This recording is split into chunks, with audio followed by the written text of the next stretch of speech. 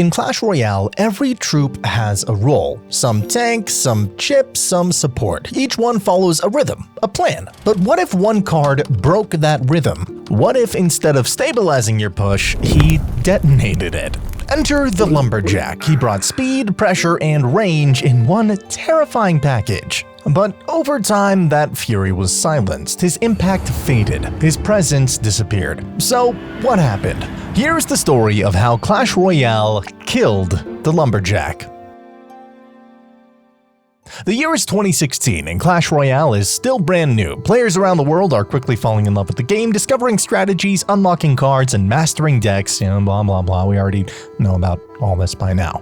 So, let's skip straight ahead to the star of this video. On the 4th of July, the Lumberjack was added to Clash Royale. Legendaries had only recently been a thing, and the main quirk about them was having a completely unique mechanic. And the Lumberjack, well, he was no different. The Lumberjack was kinda like a mini Pekka. Similar health, similar damage per second, heck, even the same elixir cost, but one key difference. Every time he died, the Lumberjack dropped a bottle of rage, powering up everything around him. This was a brand new mechanic. No card had ever worked like this before. Sure, we had the giant skeleton dropping a bomb upon his death, but this was different. You got a spell. And here's the crazy part. Rage wasn't 2 elixir back then. It actually cost 3. So every Lumberjack death was basically handing you a 3 elixir spell for absolutely free. On top of the value that the Lumberjack provided himself already, you could basically see it as the Lumberjack costing only 1 elixir. And players loved it. But here's a fun fact. Did you know that the Rage didn't just boost your troops? The Lumberjack and his Rage are also responsible for one of the most iconic cards in Clash Royale: the log. According to the log's info screen, a spilled bottle of rage turned an innocent tree trunk into, well, the log. Now it seeks revenge, crushing anything in its path. And as the Lumberjack himself says, he chops trees by day and hunts the log by night. But lore aside, the Lumberjack had almost instantly become a fan favorite. Everyone wanted to unlock him. Everyone wanted to try this new chaotic idea. Sure, he wasn't tanky, but his true power came after death, leaving behind that precious rage. And it wouldn't take long for players to figure out what to pair this rage with. Of course, the Lumberjack's most famous partner was the balloon. Together they formed a deadly combo known as Lumberloon. The synergy was perfect. The Lumberjack dashed ahead, and when he fell, his rage dropped right under the balloon, sending it flying faster and hitting harder than almost anything in the game. Add a freeze and defenses just didn't stand a chance. This wasn't just another strong push, it was the combo that cemented the Lumberjack's place in Clash Royale. Even when balance changes shifted the meta, the Lumberloon kept showing up. It became a staple strategy for years, and it's one of the main reasons why the Lumberjack never really disappeared from relevance. In fact, for many players, the Lumberjack is Lumberloon. His damage, his identity, his legacy are all tied to that one devastating combo. Those who mastered the Lumberjack always found success. But you know what didn't find success? His usage rate. Despite his power, the Lumberjack consistently sat near the bottom of the charts, hovering around just 2%. Why? Well, 2 main reasons. First, unlocking legendary cards was incredibly difficult. Most players simply just didn't have him. Second, he honestly wasn't that strong. He had a 1.1 second hit speed and a fast movement speed, solid, but not quite the threat he truly could be. And so, just a month after his release on August 24th, 2016, he got his first major rework. His movement speed was increased from fast to very fast, and his hit speed went down from 1.1 seconds down to just 0.7. To compensate for these drastic buffs, his damage was cut down by 23%, which wasn't that bad considering a faster hit speed meant, more damage. The Lumberjack became more threatening and demanded a faster response, and the rage was a whole nother thing to deal with afterward. The Lumberjack is getting a speed boost. He's now a very fast unit. His attack speed is increasing, but his damage is decreasing from 260 to 200. However, the increased attack speed brings his overall damage per second up 50. With his lower damage per swing, he no longer kills the princess in 1 hit. Barbarians, witches, and enemy Lumberjack will now take 4 swings to kill instead of 3. But less than a month later, on September 19th, the Rage spell got a rework. It would get its elixir cost reduced from 3 elixir down to 2, but its attack speed boost dropped from 40% to 30%, and the duration went from 8 seconds to 6. Now, for the rage spell itself, some players considered this a buff, but for the Lumberjack, this was a direct nerf. You see, whenever rage got affected, the Lumberjack's rage also got affected, and this was the case for every balance change except for, of course, the elixir cost. Players who built their decks around Lumberjack felt it hard. Some called it rushed, others called it overkill, but one thing was clear: his early power was getting reined in. Luckily, 2016 didn't end all doom and gloom. In the month of November, the rage would get a buff. The speed boost would go from 30% to 35%, and as we had just established, when rage gets affected, so does the Lumberjack. And thus, the Lumberjack also got a buff. The buff was enough for the Lumberjack to jump from a 0% usage rate to an impressive 10%. Lumberjack was seen in a variety of Lava Hound beatdown decks, so what exactly happened? Was this 5% speed buff to the rage all that the Lumberjack needed? I mean, the buff wasn't huge, so why did players in top ladder suddenly pick him up? Well, it was most likely experimental. Sometimes a buff can make a card seem a lot stronger than it is. It's likely that some players saw a little bit of success with this Lava Hound deck, but realized the Lumberjack wasn't necessarily the reason it succeeded, and so within a week, the Lumberjack had already gone back down to 0% usage rate. But at least it did see some viability in Lava Hound beatdown decks, and this would foreshadow one of the Lumberjack's most dominant eras, where he would be serving a purpose in Golem beatdown. All in all, 2016 was a wild ride for the Lumberjack, not quite wrecking the meta, but still becoming a fan favorite due to his creative nature. By the end of the year, it was clear Lumberjack wasn't just another legendary card, he was a game changer, a card that could shape metas and definitely had some untapped potential, but no one, and I mean no one, could have predicted the chaos waiting around the corner. Strap in, because 2017 is coming and the Lumberjack story is just getting started. The start of 2017 felt weirdly quiet in Clash Royale. The meta had settled, no crazy balance changes were shaking things up, and no new cards were flipping the script. It was, in every way, the calm before the storm. Still, there was one small, but very welcome, change for Lumberjack fans. A 4% boost to his hit points. That doesn't really sound like a whole lot, right? But for a card whose true value kicks in after he dies, every bit of HP mattered. The tiny buff often meant the difference between getting log zapped early or reaching just far enough to drop his rage where it counted. After 100 buffs, the Lumberjack still isn't appreciated, so they're increasing his health by 4%. At tournament standard, this is only 33 health, but it does mean it'll now survive one extra strike from a Knight, Witch, Barbarian, Princess, Dark Prince, Miner, and a Bowler. 33 is a really small number, but it will have an impact in terms of interactions. Players adjusted, the pace stayed steady, until May 31st. That is where everything changed. Supercell dropped a brand new legendary, the Night Witch, and just like the Lumberjack before her, she brought a brand new mechanic. She didn't just deal damage, she spawned bats. Constantly, while alive, and even more when she died. It wasn't splash damage, it wasn't chip, it was simply endless pressure, and players immediately saw the synergy. Golem, Night Witch. This duo quickly became one of the most dominant decks in the entire game. The synergy was brutal. Golem acted as a tank, soaking up hits with his massive health bar. Behind him, the Night Witch kept spawning bats, creating an endless swarm of air pressure. And when she's taken out, 4 more bats spawned right there and then. But how could we make this even worse to deal with? Even scarier. And that is right where the Lumberjack comes in. He rushed forward, chopping through ground troops with insane speed, and when he died, he dropped that rage right at the front lines. The Golem hit faster, and the Night Witch would spawn bats at an insane rate. Even support cards like Baby Dragon or Mega Minion turned into complete nightmares under the effect. Pushes became unstoppable. One bad defense, say goodbye to that tower. Sometimes, the entire match. The Night Witch didn't just make the deck better, she made Lumberjack even more important. Rage was no longer a bonus, it was the trigger, the moment everything exploded.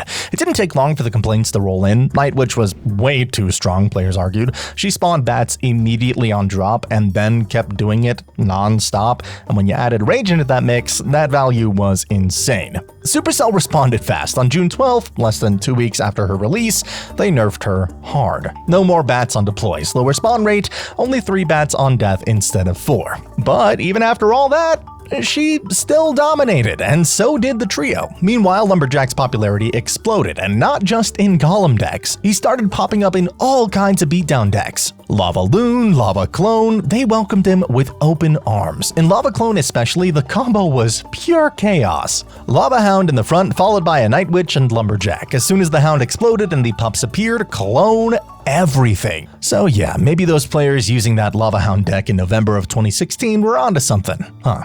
Suddenly you had cloned pups, cloned bats, a cloned Night Witch, and sometimes a cloned Lumberjack, all raged up if he died early. The screen turned into a storm of flying nightmares. If Lumberjack dropped rage before the clone, every clone got the boost too. The threat level didn't just double, it multiplied. It was insanely hard to defend and even harder to predict. This madness led to one of the biggest debates of the year.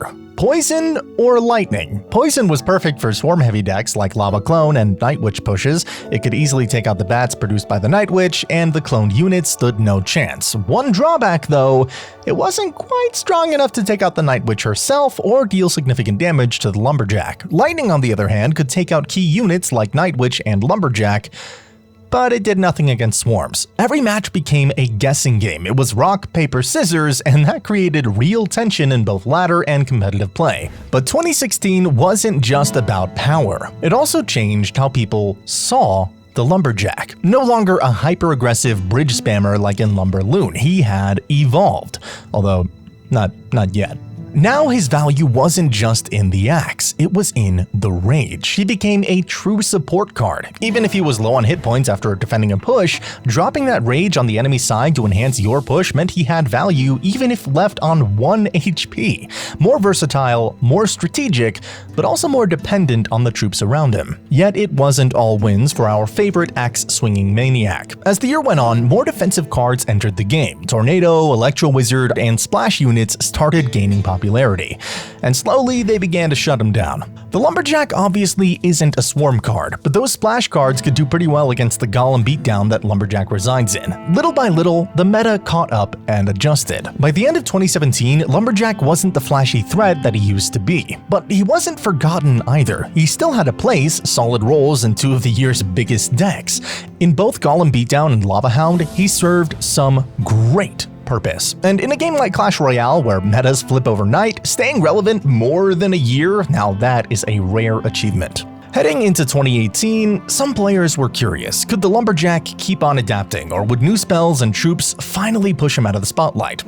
Only time would tell. And so the calendar flipped to 2018, and Clash Royale entered a weirdly calm and methodical phase. Splash Yard, Expo Cycle, and the newly nerfed, but still super annoying, Royal Ghost made matches feel slow and surgical. In that quiet meta, Supercell dropped a small but meaningful update on January 24th. Lumberjack got a 7% HP buff. It didn't look like much on paper, but on ladder, every bit of health mattered. He could survive an extra zap tick, land one more hit, or most importantly, drop his rage just a little deeper into enemy territory. Golem and Giant mains were thrilled, but for most of the first half of the year, control decks ruled. Pekka bridge spam was everywhere, Bandit, Battle Ram, Royal Ghost, punishing slow pushes and leaving little room for support troops like Lumberjack, unless they brought some serious defensive value. The Lumberjack would have a few appearances here and there throughout the next year, but nothing notable. Despite not making any headlines, a quiet, frustrating nerf was just around the corner, and no one really saw it coming. The change? His attack speed. It was bumped from 0.7 seconds to 0.8.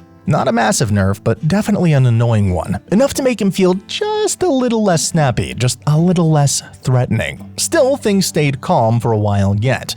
Ladder win rates leveled out, Fisherman Mirrors became slow, strategic duels of lightning trades, and that new Lumberjack deck, it kept climbing quietly without any drama. That is, until Season 4. Shocktober slammed open the arena gates, and with it came the Elixir Golem. At first glance, he looked perfect for Lumberjack. Cheap, tanky, marching straight for the tower in 3 parts. But there was one big problem, because when Elixir Golem dies, he gives your opponent an elixir.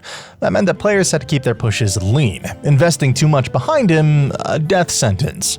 Why drop 4 Elixir on a Lumberjack when you could just play a 2 Elixir Rage spell, and still afford Night Witch, Baby Dragon, or Tornado behind it? The math was brutal. Elixir Golem plus Rage plus Night Witch equals 9 Elixir. Add a Lumberjack, now it's 13. Way too much for a push that refunds 4 Elixir on death. And just like that, the axe was benched again. Within a week, Lumberjack went cold. Elixir Golem had completely taken over the meta. The card that seemed made for him ended up replacing him. Decks didn't need an axe-swinging maniac to deliver Rage anymore, they needed efficiency. And for the first time ever, Rage without the Lumberjack wasn't just viable, it was optimal. The year closed on a bitter twist. Just months after clawing his way back into relevance, through sheer creativity and persistence, he was benched again. A 0.1 second nerf in his hit speed combined with a meta shift not working in his favor was just brutal. And so 2019 came to a close. The Lumberjack stood at the edge of the forest he once ruled. He wasn't nerfed, he wasn't broken, he was just, well, forgotten. But if there is one thing we've learned from the Lumberjack, it's that just because a card disappears doesn't mean its story is over. Sometimes it's just a pause between swings.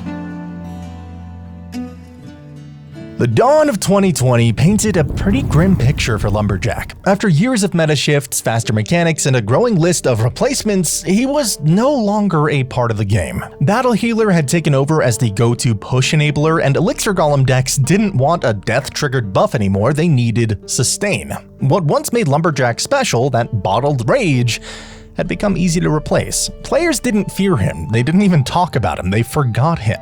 And the early months of 2020 made that painfully clear. In competitive play, he was a ghost. On ladder, sure, I mean he was still used by newer players, but in general it was a pretty weak card. His absence wasn't just a decline, it was a brutal reminder of how fast the arena moves on. But Clash Royale is a game of cycles, and as the meta shifted away from hyper-fast cycle decks and back towards slower, heavier pushes, something started to stir. Rage wasn't gone, it just hadn't found the right partner again.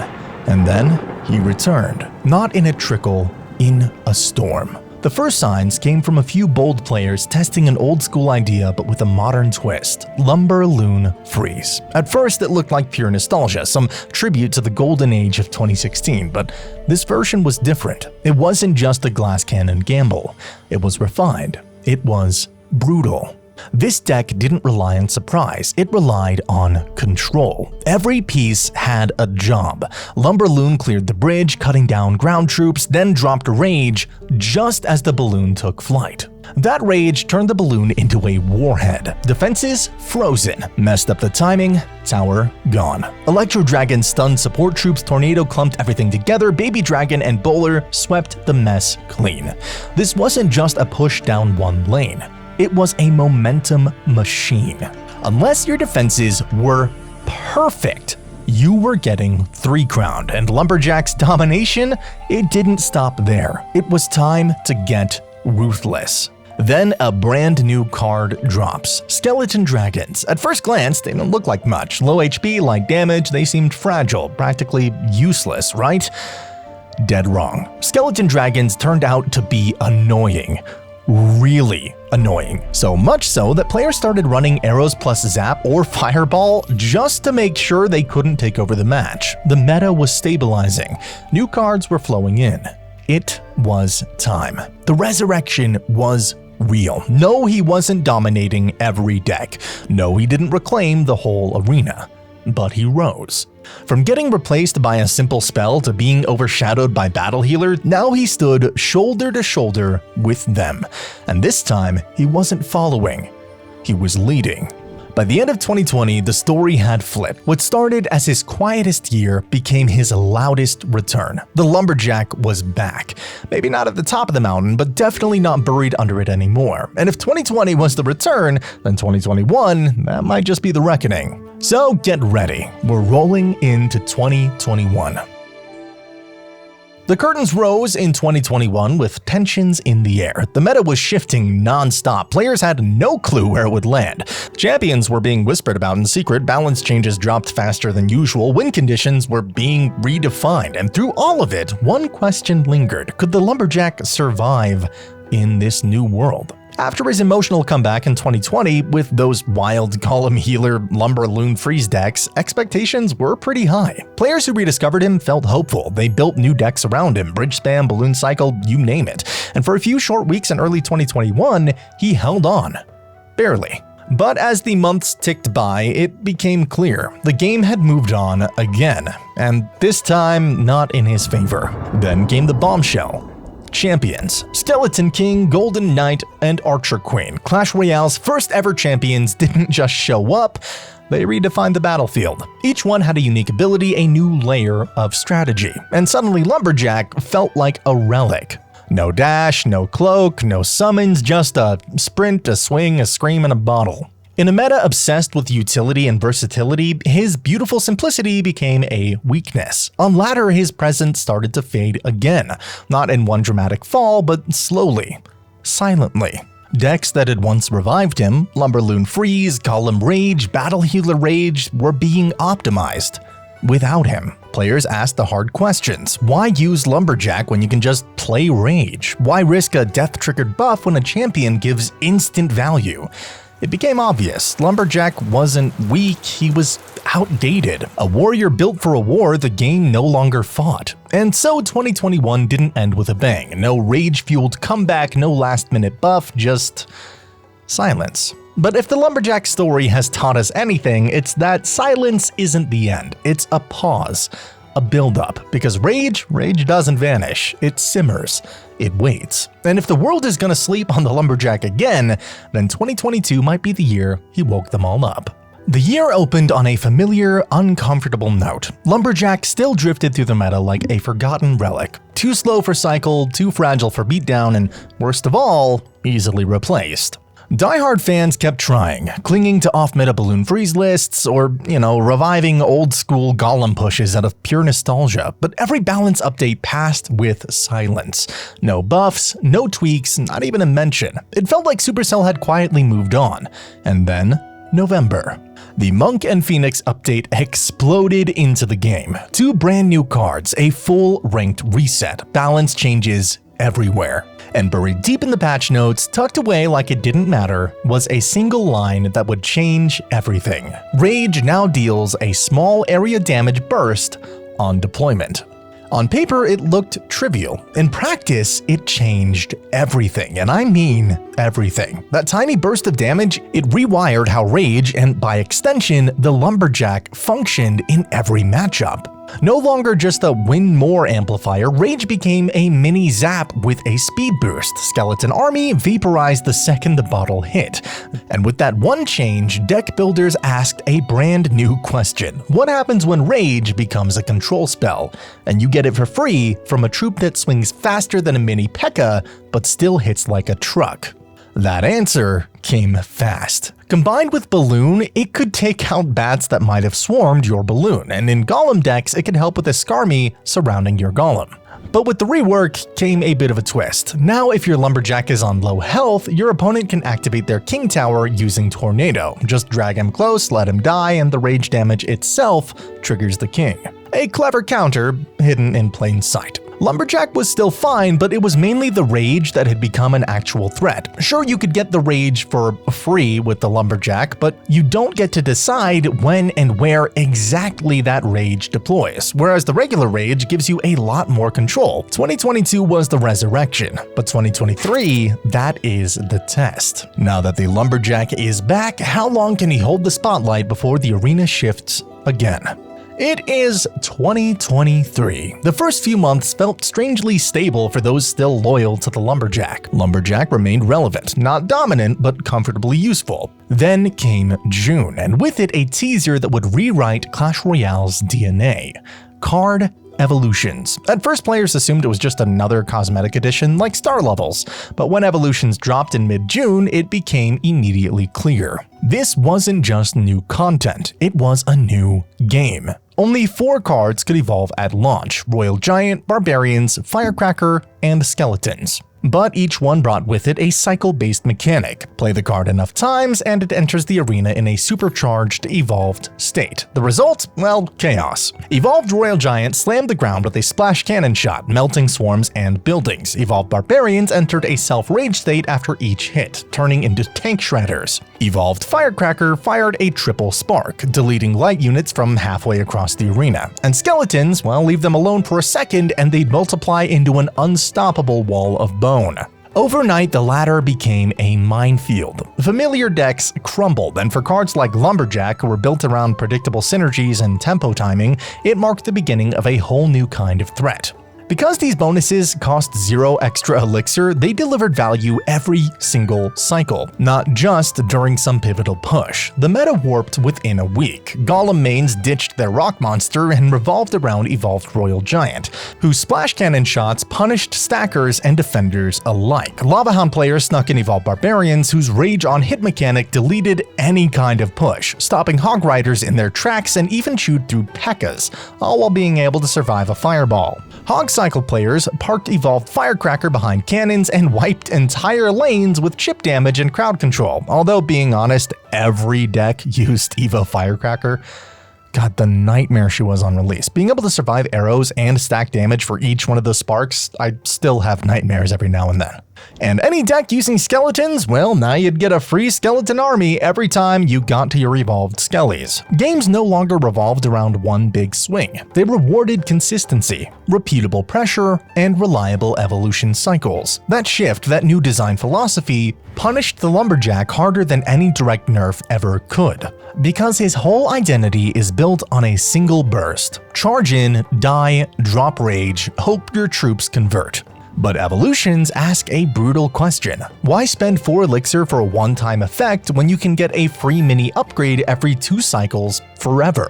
By mid-July, high ladder replays made it obvious. Evolutions were meta-defining, but the Lumberjack actually found a place in said meta. Combined with the Evolved Royal Giant, it could keep knocking back troops without getting hit once. Just take a look at this insane clip by Boss where it literally stops a bandit mid-dash and keeps knocking her back. Despite this short bit of glory for the Lumberjack, it wouldn't stay this way forever. With nerfs to all the evolutions, including the Royal Giant, the Lumberjack fell out of favor. Supercell remained silent, but December's developer Q&A quietly dropped a spark. Many more evolutions are coming in 2024. And if Monk and Phoenix taught us anything, it's this. Supercell doesn't forget. They buff late, but when they do, they make it count. So as 2023 closed, the tone wasn't defeat. It was bittersweet. The new year 2024 kicked off with one burning question hanging over every ladder match. Could Lumberjack claw his way back into relevance if evolutions expanded further? Or would an even bigger Evo pool simply bury him for good? By spring, the answer was undeniable. Supercell didn't just continue the evolution trend, they hit the arena with a stampede. 14 new evolutions, not all at once, but dropped across the year like strategic earthquakes. Now, none of these evolutions really had an impact on the Lumberjack, but September is where things started to change. This is the month we received Evo Pekka and Evo Mega Knight, turning already heavy hitters into lane-demolishing bosses that needed half your deck to stop. The Lumberloon loyalists, those who stuck with Balloon Freeze Lumberjack through every meta, finally cracked. Why? Because in November, Clash Royale also dropped the Evolved Electro Dragon, and this very deck with both the Evolved Pekka and the Evolved Electro Dragon dominated.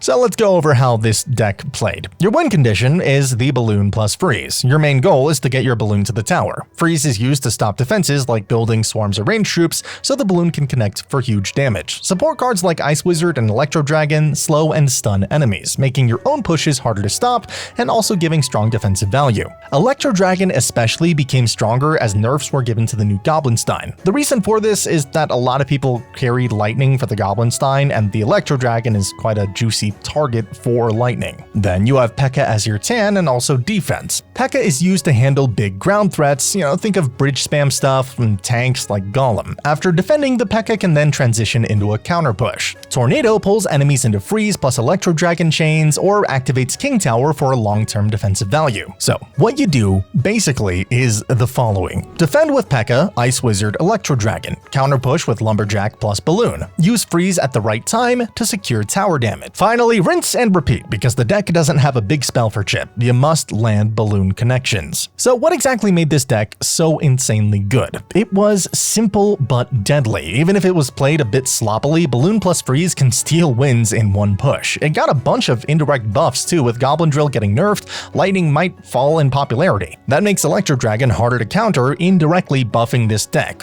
On top of that, it's got dual lane pressure. By pairing Pekka or Lumberjack in one lane and Balloon in the other, opponents are forced into pretty awkward defenses. And finally, it's got tons of comeback potential. Even if you fall behind early, one freeze push can swing the entire match. So, 2025, new year, new luck. But not for the Lumberjack. He was still riding the bench pretty hard, not because players didn't like him, but because no one could find a place for him. The meta was too fast, too evolved, too optimized. Decks were being rewritten daily to slot in the newest evolutions, testing combinations, optimizing synergies, and the Lumberjack left out, an outsider in the very arena he once helped shape. But Supercell wasn't ready to let him fade for good. His legacy deserved better, and so they gave him a small rework. Rage duration decreased from 6 seconds to 6.5 seconds. Lumberjack damage increased by 6%. It was something, a push in the right direction, but the truth? Nothing changed. He was still benched, still ignored. Then came the day, February 3rd, 2025, the day everything snapped. Lumberjack didn't just return, he evolved. And once that happened, Clash Royale went nuts. So here's how it works. When the evolved Lumberjack died, he became a ghost, an untouchable, unstoppable force. This ghost would shred troops, melt tanks, and annihilate towers. The only catch, he had to stay inside of his rage circle. So players created an infinite loop. Rage, mirror rage, rage, mirror rage, keeping the ghost alive forever. The ghost never left the field. In every match, 3 Crown City. It was beautiful, it was horrifying, and it was completely broken. Alright, I'm gonna go for the freeze here, because if he nados that to the King Tower, then we can rage to keep the Evo Lumberjack alive, because after it dies, it's gonna turn into a ghost, so now we can rage it in a second to keep it alive, because look, if there's a rage down and the Lumberjack Evo is dead, they literally can't kill it. It doesn't take any damage. Look at that. I'm gonna rage it again, and he's gonna get 3 crowned. Bro, he's gonna get 3 crowned by a Lumberjack by itself. Oh my god. Yo. Oh, just mirror the rage up. Makes it last longer. Level 12! See right here, I can't do anything for that. I cannot do it. Watch this. I'll air it down. 4. No damage. No damage. Oh! 2, 3, 4. Mirror! 2, 3, Get out of 4, 6, 7. Supercell took notice fast, and they issued a fix. Now only the original rage from the Lumberjack himself could sustain the ghost. A massive nerf? Not quite. A necessary one? Yes. And the craziest part, even after that fix, Lumberjack stayed meta. The ghost was simply too strong not to take advantage of. So what came next? What new decks rose from the ashes? How did one of Clash Royale's oldest cards finally take over the arena? Let's break it down. The first deck to explode onto the scene, Hog Earthquake Cycle. Simple game plan, brutal results. Defend with Queen, Guards, and Evo Cannon, then launch Hog plus Evo Lumberjack at the bridge. Hog shreds the tower, Lumberjack clears the board. The synergy was almost too clean, a perfect fusion of control and pressure. In Clash Royale, no card is ever truly dead, and no bench can hold a Lumberjack forever, especially if that bench is made out of wood. However, this story isn't over, because while some cards rise and fall, others break the game entirely. Want to know which ones? Well, click this video. I'll see you there.